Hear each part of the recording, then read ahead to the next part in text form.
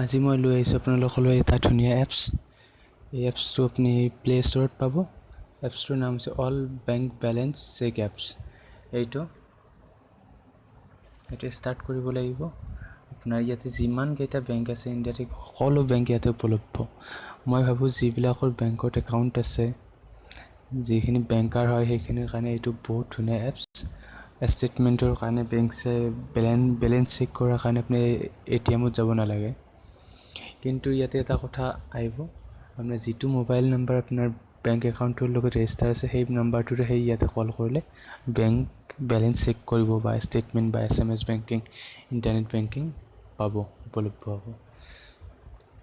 আপুনি ইয়াতে বেংক বেলেঞ্চৰ কাৰণে ওপৰৰ নম্বৰটো ক্লিক কৰিব লাগিব। মিনি ষ্টেটমেণ্ট আছে, আপোনাৰ কাষ্টমাৰ কেয়াৰ আছে।